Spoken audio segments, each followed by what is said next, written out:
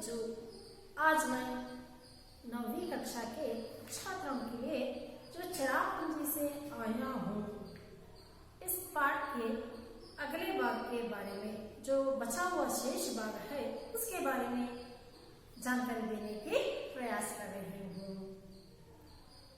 जो हम पिछले कक्षा में चिरापुंजी से आया हूँ, इस पाठ के बारे में मैं बताई थी। और चिरापुंजी से आया हूँ इस पाठ का लेखक प्रदीप पंत जी है। कौन है? प्रदीप पंत जी। जो अब हम पुनरावलोकन, जो पिछले कक्षा में ಹಿಂದಿನ ತರಗತಿಯಲ್ಲಿ ನಾವು ಏನನ್ನ ಕಲಿತ್ವಿ ಅದರ ಬಗ್ಗೆ ಸ್ವಲ್ಪ ಮಾಹಿತಿಯನ್ನ ಗ್ರಹಿಸೋಣ। पहले पुनरावलोकन में मेघालय। मेघालय का अर्थ क्या है? वो बादलों का घर है। मेघ बादल, आलय घर। मेघालय का अर्थ है बादलों का घर है। ये मेघालय का वातावरण कैसा होता है? वो मेघालय का वातावरण, वो जहाँ भी देखो हरियाली है, हरियाली ಎಲ್ಲ ಕಡೆನೂ ಹಚ್ಚ ಹಸಿರಿನಿಂದ ಕೂಡಿರುತ್ತೆ। जो पर्वतों का मालाएं है, ಅಲ್ಲಿ ಒಂದು पर्वतಗಳ ಮಾಲೆಯೇ ಇರುತ್ತೆ। बहुत बड़ा स्वच्छ सुंदर वातावरण है। ऐसा जगह हमारे देश में और कहीं नहीं देखने के लिए नहीं मिलते। मेघालय की इस मेघालय राज्य की राजधानी शिलांग है। जो मेघालय है, मेघालय का अर्थ बादलों का घर है। वो मेघालय का राजधानी शिलांग है। और वहाँ का वातावरण बड़ा स्वच्छ और सुंदर है। जहाँ भी देखो वह पहाड़ी दिखाती है, बादल गिरे हुए थे, और ऐसा होता है वह हवा भी सुहाने लगते हैं। और अधिकारी संगमा। लेखक ने प्रदीप पंत जी ने मेघालय के एक उस राज्य के एक अधिकारी संगमा के साथ शिलंगा से चिरापुंजी और जीप में उसके साथ देखने के लिए गए थे। और उस जीप में अधिकारी संगमा और उनके दो दोस्त भी थे। और संगमा से लेखक ने एक प्रश्न पूछा, ये मेघालय में अथवा यह चिरापुंजी में वर्ष भर वर्षा होती है, ವರ್ಷವಿಡೀ ಮಳೆ ಆಗುತ್ತಾ? संगमा जी ने कहते हैं वो भारत में अधिक से अधिक बारिश होने वाली स्थान है चिरापुंजी। ऐसा कहा। संगमा ने वहाँ के दृश्यों के बारे में बताते हुए वो चिरापुंजी की ओर जीप बढ़ रहे थे। उसके बाद पर्वतीय अंचल। मेघालय 3 पर्वतीय अंचलों से बंटा हुआ है। और कौन सा है पर्वतीय अंचल? खासी पर्वत, खासी, गारो और ಜಯಂತಿಯ पर्वत। ಮೂರು ಭಾಗಗಳಾಗಿ, ಮೂರು ಪ್ರಾಂತ್ಯಗಳಾಗಿ ಆಗಿವೆ। खासी, गारो ಮತ್ತೆ जयंतिया पर्वत। इन 3 पर्वतीय अंचलों से बने हैं 5 जिले। 5 ಜಿಲ್ಲೆಗಳಾಗಿ ವಿಭಾಗಿಸಲ್ಪಟ್ಟಿವೆ। ಈ 3 पर्वत वाले खासी, गारो, जयंतिया 3 पर्वतीय होने पर भी उसमें अलग अलग संस्कृति है, रहन सहन है, नृत्य अलग है, और पर्व उत्सव सभी अलग अलग है। और वहाँ के पारिवारिक व्यवस्था के बारे में हमने जान चुके हैं। मेघालय में कौन सी पारिवारिक व्यवस्था है? हाँ, और मेघालय में मातृसत्तात्मक व्यवस्था है। कौन सी? मातृसत्तात्मक पारिवारिक व्यवस्था मेघालय में मातृसत्तात्मक व्यवस्था है। और इसका अर्थ क्या है? जो भी धन, भूमि, संपत्ति जो भी हो वो माँ से बेटी को मिलती है। ತಾಯಿಯಿಂದ ಮಗಳಿಗೆ ಸಂಪತ್ತು, ಭೂಮಿ, ಹಣ ಎಲ್ಲವೂ ಸಿಗುತ್ತೆ। आदि पारिवारिक व्यवस्था मातृसत्तात्मक है। लेकिन हमारे कर्नाटक में पितृसत्तात्मक व्यवस्था है, जो पिता की जो भी भूमि, धन, संपत्ति जो भी हो वो पिता से पुत्र को मिलती है, वो पितृसत्तात्मक है। लेकिन मेघालय में पारिवारिक व्यवस्था मातृसत्तात्मक है। तो बच्चों, पिछले कक्षा में हम ये सब भी जानते हैं। तो बचे हुए अगले पाठ को आज मैं करना जानकारी देने का पाठ के बारे में जानकारी देने की प्रयास कर रही हूँ। और इस पाठ करने से पहले शब्दार्थ, इस पाठ में आने वाले शब्दार्थ के बारे में जानकारी प्राप्त करेंगे। वर्चस्व, आधिपत्य या प्राबल्य, घुसना, प्रवेश करना, तमाम, सारा, सौदा, माल, बेहिचक, निसंकोच, बेरोकटाव, बिना किसी रुकावट के, लुका छिपी, आंख मिचौली, खन्ना मुच्छाले आटा जला, लुका छिपी, आंख मिचौली, खन्ना मुच्छाले, सतह, किसी वस्तु का ऊपरी भाग, मशाल, एक प्रकार की मोटी बत्ती जो लकड़ी पर कपड़ा लपेट कर अधिक प्रकाश के लिए जलाई जाती है। ऐसे कन्नड़ पंचुंदी ಒಂದು लकड़ी को लकड़ी खोलिए, लकड़ी पर कपड़ा मेले तुदिಯಲ್ಲಿ कपड़ा लपेट कर जलाई जाती है अधिक प्रकाश के लिए, ಹೆಚ್ಚಿನ ಬೆಳಕಿಗೋಸ್ಕರ। ಕನ್ನಡದಲ್ಲಿ पंजु ಅಂತ ನಾವು ಹೇಳ್ತೀವಿ, ಅದನ್ನ मशाल ಅಂತ ಹೇಳ್ತಾರೆ। तो बच्चों, आगे के पाठ को अब अपना अपना पुस्तक खोलिए और ध्यान पूर्वक नजर लगाओ। मैं पढ़ती हूँ। आगे का भाग स्त्री का या वर्चस्व है या एहसास गुवाहाटी से मेघालय की सीमा में घुसने के साथ ही होने लगता है। तमाम दुकानों पर स्त्रियां सौदा बेचती और बेहिचक बतियाती दिखाई देती हैं। श्रीलंका में भी उन्हें दुकानों पर बैठे देखा जा सकता है। शायद यह स्थिति पूर्वोत्तर के अन्य राज्यों में भी है, भले ही वह मातृसत्तात्मक परिवार व्यवस्था ना हो। कुछ साल पहले मणिपुर की राजधानी इम्फाल में भी यही सब देखा था।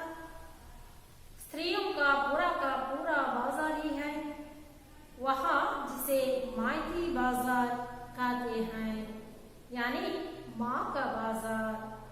दिन भर सामान की बिक्री कर शाम को अपने अपने घर लौटती हैं।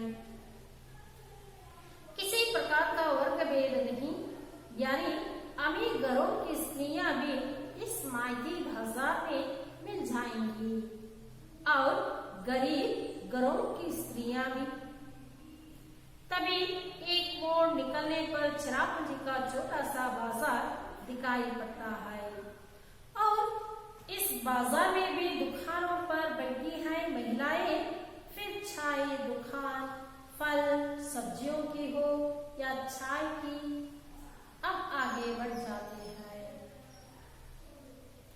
कुछ आगे बढ़कर संगमा ने जीप रुकावा दी। हम सभी नीचे उतर गए। सामने दिखाई पड़ रहा है नौशंगादियांग प्रपात। मौसमाई प्रपात के नाम से लोकप्रिय है। ऊंचे पहाड़ से सैकड़ों फुट नीचे पानी लगातार बेरोक कटार गिरा रहा है। वह देखिए सामने रहा बांग्लादेश।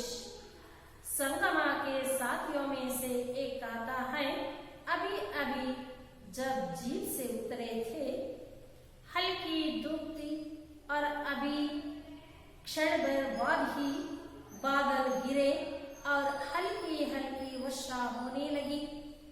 मैं संगमा के आगे अपना पुराना सवाल दोहराता हूँ, क्या साल भर यहाँ वर्षा होती रहती है?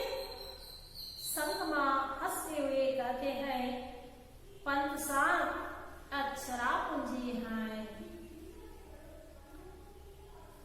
हाँ, ख्याल आया ये अक्षरा पूंजी है। समुद्र की सतह से कोई 1300 मीटर ऊपर, जो विश्व में सबसे अधिक वर्षा वाले स्थान के लिए प्रसिद्ध है। हम लोग कभी खल खल छल छल करते प्रपात को निहार रहे हैं, कभी पानी से घिरे बांग्लादेश के भूभाग को। वर्षा फिर बंद हो गई, धूप फिर खिल आई है। इसी तरह वर्षा, धूप, कोहरे की लुका छिपी का खेल चलता रहता है। यहाँ हम लोग अब जीप में बैठकर लौट रहे हैं। संगमा रास्ते में खासी, जयंतिया और गारो पहाड़ियों के लोगों के बारे में बताने लगते हैं। वे कहते हैं, खासियों को यहाँ सम्मान की दृष्टि से देखा जाता है। करीब 6 लाख गारो लोगों की मातृभूमि है गारो पर्वतमालाएं। यह माना जाता है कि गारो समूह बोडो जाति का अंग है। नोक क्रे उनका प्रमुख नृत्य है। जयंतिया पहाड़ियों के उत्सव का नाम है बेहडन कलाम। आगे चलकर एक स्थान पर जीप रुकती है। अब उतरते हैं। बंगला में एक गोलाकार विशाल पत्थर है। संगमा बताते हैं यह प्राकृतिक शिवलिंग है। और आश्चर्य तो मौसमाई घाव की गुफाएं भी हैं। गुफाएं इतनी अंधेरी हैं कि मशाल या टार्च जलाए बिना उनमें प्रवेश नहीं कर सकते। संगमा का एक साथी कहता है, हमने मशालें जला ली हैं और हम गुफाओं के अंदर आगे बढ़ रहे हैं। अगल बगल, ऊपर नीचे पत्थर, सदियों से गुफाएं इसी तरह है और बहुत दूर तक चली गई है। हम लोग कुछ दूर जाकर लौट पड़ते हैं, जैसे आश्चर्य लोग से लौट रहे हैं। बच्चों, इस पाठ के आगे के वाक्य को मैं विस्तार से करती हूँ। स्त्री का यह वर्चस्व है या आसास गुवाहाटी से मेघालय की सीमा में घुसने के साथ ही होने लगता है। स्त्री का यह वर्चस्व, आधिपत्य या कौन सा पारिवारिक व्यवस्था है? मातृसत्तात्मक व्यवस्था है। इसलिए स्त्री का आधिपत्य है, प्राबल्य है। मेघालय में स्त्री का ही प्राबल्य है। उसकी कृपा से गुवाहाटी से मेघालय की सीमा में घुसने के साथ ही होने लगता है। गुवाहाटी शहर से मेघालय सीमा तक घुसने की सासा हो करते हैं। तमाम दुकानों पर स्त्रियां सौदा बेचती और बेहिचक बतियाती दिखाई देती है। ओ तमाम दुकान, सारी दुकानों में स्त्रियां सौदा ವ್ಯಾಪಾರ ಮಾಲ್ बेचने की और बेहिचक ಯಾವುದೇ बेहिचक निसंकोच और ಬತಿಯಾಗಿ दिखाई देती ಮಾತಾಡ್ತಾರೆ ಯಾವ ಸಂಕೋಚವೇ ಇಲ್ಲದೆ ಆ ಸ್ತ್ರೀಯರು ಅಂಗಡಿಗಳಲ್ಲಿ ಕೂತು ಮಾರಾಟವನ್ನ ಮಾಡ್ತಾ ಇರ್ತಾರೆ. श्रीलंका में भी उन्हें दुकानों पर बैठे देखा जा सकता है। जो शराबपूंजी में सभी जगह स्त्रियां ही व्यापार करते हैं और वे ही उनका ही वो प्राबल्य है।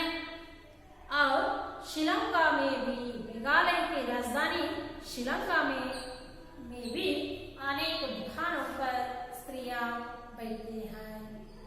शायद यह स्थिति पूर्वोत्तर के अन्य राज्यों में भी है, भले ही वह मातृसत्तात्मक परिवार व्यवस्था ना हो। वो शराबपूंजी भारत के पूर्व में है। उस पूर्वोत्तर भारत में अन्य राज्यों में भी ऐसे ही स्त्रियां दुकानों पर बैठकर माल बेचते हैं, लेकिन वहाँ मातृसत्तात्मक व्यवस्था शायद नहीं है.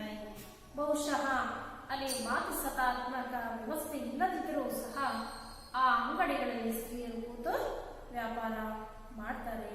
पूर्वोत्तर भारत में और मेघालय को भारत के पूर्व भाग में है. कुछ साल पहले मणिपुर की राजधानी इम्फाल में भी यही सब देखा था. मेघालय की राजधानी शिलांग और मणिपुर की राजधानी इम्फाल में भी ऐसी स्थिति जैसे स्त्री या दुकान में बैठकर वे व्यापार करते हैं. वो बाजार कैसा लगता है? स्त्रियों का पूरा बाजार ही है, और जिसे माइती बाजार कहते हैं. माइती बाजार यानी माँ का बाजार. माइती बाजार का अर्थ क्या है? माँ का बाजार. वो माँ का बाजार या माइती बाजार क्यों कहते हैं? क्योंकि वहाँ पूरा का पूरा बाजार में स्त्रियां ही होते हैं. वो स्त्रियां बाजार में पूरा का पूरा बाजार की स्त्रियां हैं. इस वजह से माइती बाजार कहते हैं. माइती बाजार का अर्थ है माँ का बाजार.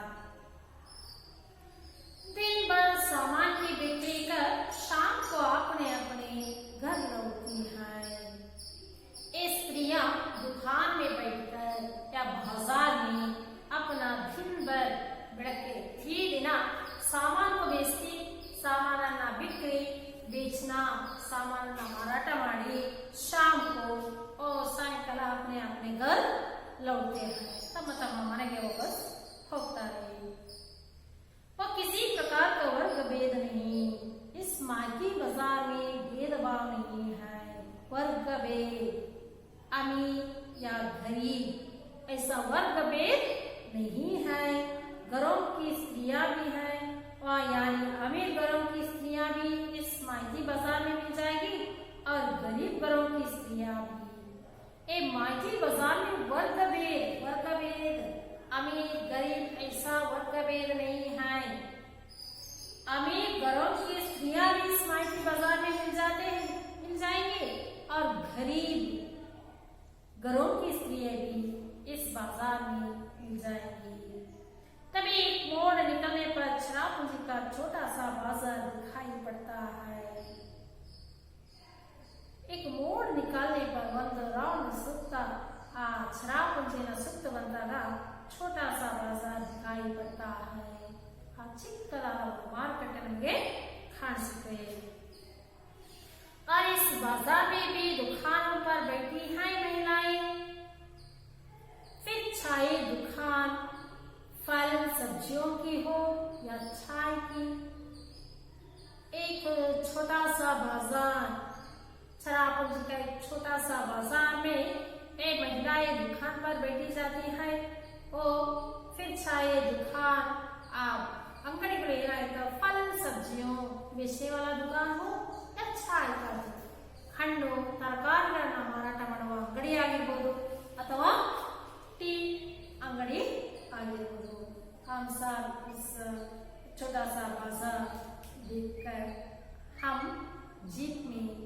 आगे बढ़ जाते हैं। जीप में कौन कौन है? प्रताप पंत और प्रदीप पंत और उसके उस राज्य के एक अधिकारी संगमा और उनके दो दोस्त। कुछ आगे बढ़कर संगमा ने जीप रुकवाई। ಸ್ವಲ್ಪ ಮುಂದೆ रुकवा निल्सो हम सभी नीचे उतर गए। हम चारों लोग नीचे उतर गए। सामने दिखाई पड़ रहा है नौशंघतियांग प्रपात। नौशंघतियांग ये प्रपात, इसको मासमाई प्रपात के नाम से लोकप्रिय है। फॉल्स ऑफ बराबर नौशंघतियांग प्रपात को किस नाम से वो प्रपात प्रसिद्ध है? मासमाई प्रपात के नाम से लोकप्रिय है। ऊंचे पहाड़ से सैकड़ों फुट नीचे पानी लगातार बेरोक खटोक गिर रहा है। ऊंचे पहाड़ से वहां ऊंचे ऊंचे बड़े बड़े पर्वत हैं, पहाड़ हैं। उस पहाड़ों से सैकड़ों फुट नूराರು ಅಡಿಗಳ ಕೆಳಗೆ पानी लगातार बेरपटो बिना किसी रुकावट ನಿಲ್ಲದೆ ನೀರಿನಿಂದ ನೂರಾರು ಅಡಿಗಳಿಂದ ಕೆಳಗೆ ನೀರು ಬೀಳ್ತಾನೆ ಇತ್ತು। ಇಲ್ಲಿ नौशंघतियांग प्रपात और किस नाम से लोकप्रिय है? मासमाई। लगातार बेरपटो गिर रहा है। वह देखिए सामना रहा बांग्लादेश। संगमा के साथियों में से एक आता है और जीप में बैठे एक संगमा के अधिकारी के एक साथियों ने कहा, वहां देखिए सामने रहा बांग्लादेश। सामने अभी ಎದುರಿಗೆ ಕಾಣ್ತಾ ಇರೋದೇ बांग्लादेश अपने दोस्तों। अभी जब जीप से उतरे थे ಆಗತಾನೆ ನಾವು ಜೀಪಿನಿಂದ ಇಳಿದ್ವಿ। हल्की धूप थी और अभी क्षण भर बाद ही बादल घिरे और हल्की हल्की वर्षा होने लगी। अभी उतरे थे, हल्की धूप थी हल्की ಸ್ವಲ್ಪ ಬಿಸಿಲಿತ್ತು। अभी ಆ ಕ್ಷಣದಲ್ಲೇ ಓ ಬಾದಲ್ ಗಿರೆ ಮೋಡ ಮುಚ್ಚಿಕೊಂಡು हल्की हल्की वर्षा होने लगी। ಒಂದು ಸ್ವಲ್ಪ ಹೊತ್ತು ಬಿಸಿಲಿರ್ತಿತ್ತು, ತಕ್ಷಣ ಮೋಡ ಮುಚ್ಚಿಕೊಂಡು ಮಳೆ ಬರ್ತಾ ಇತ್ತು। ಅಂದ್ರೆ उसका वातावरण ऐसा था, वो बिसिಲು मಳೆ गिಬ್ಬಣಿಯಿಂದ ಕೂಡಿತ್ತು। मैं संगमा के आगे अपना पुराना सवाल दोहराता हूँ, क्या साल भर यहाँ वर्षा होती रहती है? पुनः ಮತ್ತೆ ಅವರಿಗೆ ಪ್ರಶ್ನೆನ ಕೇಳ್ತಾರೆ ಲೇಖಕರು, ಏನು क्या साल भर यहाँ वर्षा होती रहती है? ಮಳೆ ಯಾವಾಗಲೂ ವರ್ಷ ಇಡೀ ಆಗ್ತಾ ಇರುತ್ತಾ? संगमा हंसते हुए कहते हैं, पंसाब या चरापुंजी है। पंसाब ಇದು चरापुंजी भारत में अधिक से अधिक वर्षा होने वाली स्थान, अधिक से अधिक तट पर वर्षा होने वाली स्थान है। ಅಂದ್ರೆ ಅತಿ ಹೆಚ್ಚು ಮಳೆ ಬೀಳುವಂತಹ ಪ್ರದೇಶ ಚರಾಪುಂಜಿ। ಹಾಗೆ ಇದು ಚರಾಪುಂಜಿ ವರ್ಷ ಇಡೀ ಮಳೆ ಬರ್ತಾನೆ ಇರುತ್ತೆ। कर्नाटक में अधिक से अधिकतर बारिश होने वाली स्थान कौन सा है? आबुवे। पंजाब में चरापुंजी है, चरापुंजी ವರ್ಷ ಇಡೀ ಅಲ್ಲಿ ಮಳೆ ಆಗ್ತಾನೆ ಇರುತ್ತೆ। हाँ ख्याल आया? चरापुंजी है, ಹೌದು ನೀವು ಹೇಳಿದ ನೆನಪಾಯ್ತು। ये चरापुंजी है और अधिक से अधिक भारत में अधिक से अधिक तट पर बारिश होने वाला स्थान है। रिक्यालिक पर समुद्र की सतह से कोई 1300 मीटर ऊपर, जो विश्व में सबसे अधिक वर्षा वाले स्थान के लिए प्रसिद्ध है। और समुद्र के तट से कितने मीटर ऊपर है? 1300 ಮೀಟರ್ ಎತ್ತರದಲ್ಲಿದೆ। ಇದು ವಿಶ್ವದಲ್ಲೇ सबसे अधिक वर्षा होने वाले स्थान के प्रसिद्ध है। हम लोग कभी कल कल चल चल करते प्रताप को निहार रहे हैं और उस प्रपात को हम देखते ध्यान पूर्वक देखते रहे हैं। कभी पानी से गिरे बांग्लादेश के भूभाग को, बांग्लादेश भूभाग, पानी से भरे भूभाग को और बांग्लादेश को देखते रहे। वर्षा फिर बंद हो गई है, धूप फिर खिल आई है। ಮಳೆ ಬರ್ತಾ ಇರುತ್ತೆ, ತಕ್ಷಣ बिजली ಬರ್ತಾ इधंगे ಮೋಡ ಮುಚ್ಚಿ ಮಳೆ ಬರ್ತಾ ಇರುತ್ತೆ। ऐसा होता ही रहता है। इसी तरह वर्षा, धूप, कोहरे की लुका छिपी का खेल चलता रहता है। यहाँ मेघालय में चिरापुंजी में लुका छिपी का खेल का अर्थ है ಕಣ್ಣ ಮುಚ್ಚಾಲೆ ಆಟ। ಬಿಸಿಲು ಇರುತ್ತೆ, ತಕ್ಷಣ ಮಳೆ ಬರುತ್ತೆ, ಮತ್ತೆ ಅದೇ ಒಂದು ಕ್ಷಣದಲ್ಲಿ ಮಂಜು ಲೊಹಾನೆ ಮಂಜಿನಿಂದ ಮುಚ್ಚಿಕೊಳ್ಳುತ್ತೆ। ऐसा लुका छिपी का खेल खेलते रहते हैं। हम लोग अब जीप में बैठकर लौट रहे हैं। संगमा रास्ते में खासी, जैंतिया और गारो पहाड़ियों के लोगों के बारे में बताने लगते हैं।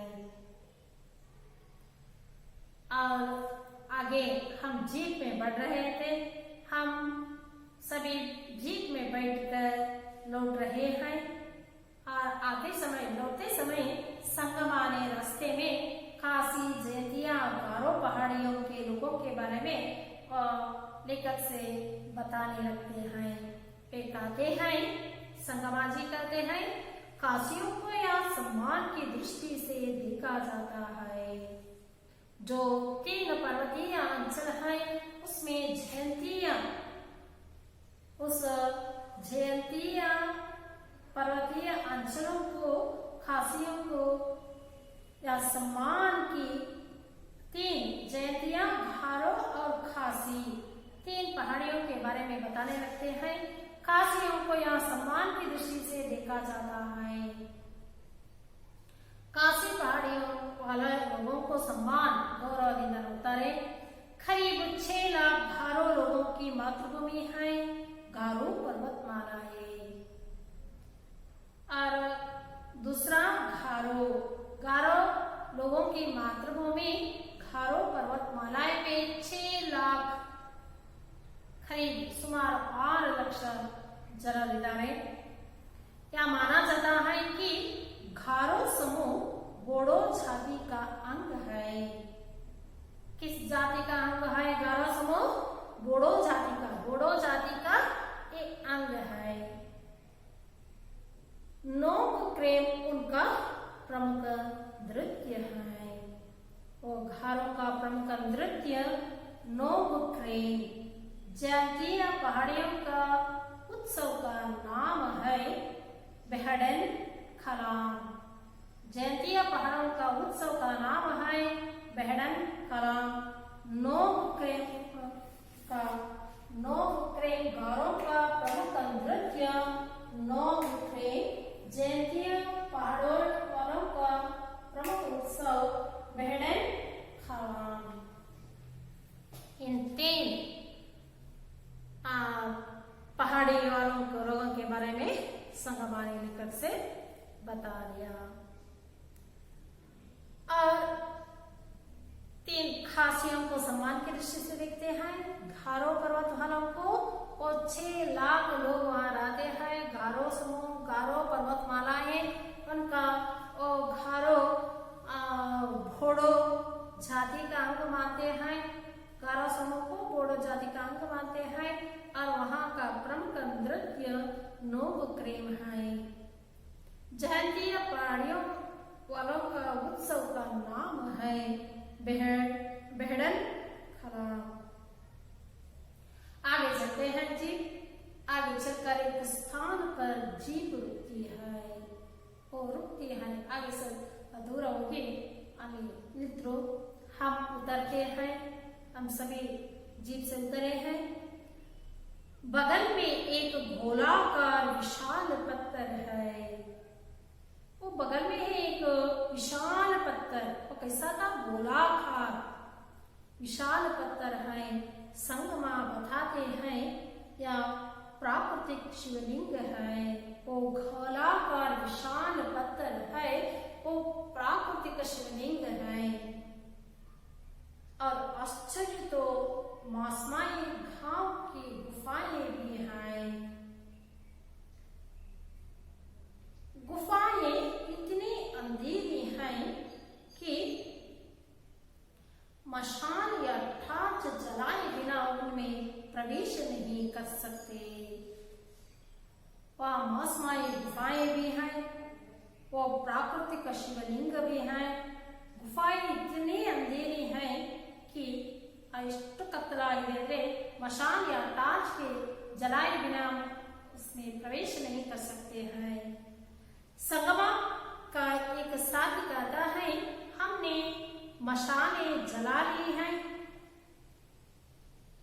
एक साथी कहता है और मशाल या टार्च के बिना हम प्रवेश नहीं कर सकते हैं, इसलिए उन्होंने मशाल जला ली। और मशाल का अर्थ है पंजू, तो टार्च। हम गुफाओं के अंदर आगे बढ़ रहे हैं। वो मशाल को लेकर गुफा के अंदर आगे बढ़ रहे हैं। अगल बगल ऊपर नीचे अक्का पक्का ऊपर नीचे सभी पत्थर हैं। सदियों से ये गुफाएं इसी तरह हैं। सदियों से भी ये गुफाएं इसी तरह हैं। और स्वल्प दूर होगी, गुफाएं बहुत दूर तक हैं, लेकिन हम लोगों ने कुछ दूर जाकर लौट पड़ते हैं। स्वल्प दूर होगी वापस बंदी, जैसे आश्चर्य लोक से लौट रहे हैं। वो अंधेरा गुफाएं के भीतर बहुत ही अंधेरी है और बाहर आते हैं हमें ऐसा लगा वो आश्चर्य लोक से लौट रहे हैं। ಆಶ್ಚರ್ಯವಾದ ಪ್ರಪಂಚಕ್ಕೆ ಬಂದ್ವಿ ವಾಪಸ್ ಅನ್ನೋದು आश्चर्यवाದಂತಹ मासमाई घाव की गुफाएं है। और वहाँ भी एक प्राकृतिक शिवलिंग भी है। और इस तरह चिरापुंजी वो उस मेघालय की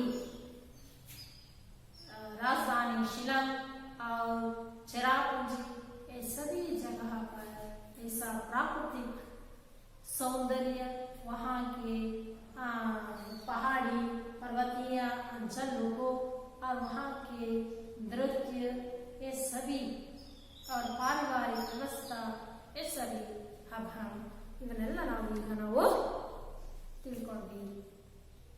ಬಚ್ಚೋ ಈ ಚಿರಾಪುಂಜಿಯ ಜನರಲ್ಲಿದ್ದಂತಹ ಒಂದು ಸಂಸ್ಕೃತಿ, ಒಂದು ಜೀವನ, ಅಲ್ಲಿಯ ಒಂದು प्रकृति सौंदर्यवन्नेल्ल ನಾವು ತಿಳ್ಕೊಂಡ್ವಿ। अब हम इस पाठ से संबंधित कुछ प्रश्न के बारे में हम देखेंगे। बताइए, मेघालय में हर कहीं कौन सी पारिवारिक व्यवस्था है? कौन सी पारिवारिक व्यवस्था है? वो पारिवारिक व्यवस्था मातृ सत्तात्मक। कौन सी? मातृ सत्तात्मक। मातृ सत्तात्मक व्यवस्था है। मातृ सत्तात्मक व्यवस्था का अर्थ है धन, भूमि और संपत्ति सभी माँ से बेटी को मिलती है। कौन सी? मेघालय में हर कहीं कौन सी जगह मातृसत्तात्मक लिखना और मातृसत्तात्मक पारिवारिक व्यवस्था है। दूसरा प्रश्न, लौह संग्रहण प्रथा किस नाम से लोकप्रिय है? किस नाम से? मास माई नाम से प्रसिद्ध है। लौह संग्रहण प्रथा और मास माई नाम से लोकप्रिय है। और तीसरा, गारो समूह किस जाति का अंग माने जाते हैं? किस जाति का अंग माने जाते हैं? बोडो जाति का अंग माने जाते हैं। बोडो, गारो समूह बोडो जाति का अंग माने जाते हैं। और 3, मेघालय में हर कई कौन सी पारिवारिक व्यवस्था? मातृसत्तात्मक है। दूसरा, लौहसंग्रहण प्रथा किस नाम से लोकप्रिय है? मास माई नाम से लोकप्रिय है। गारो समूह बोडो जाति का अंग माने जाते हैं।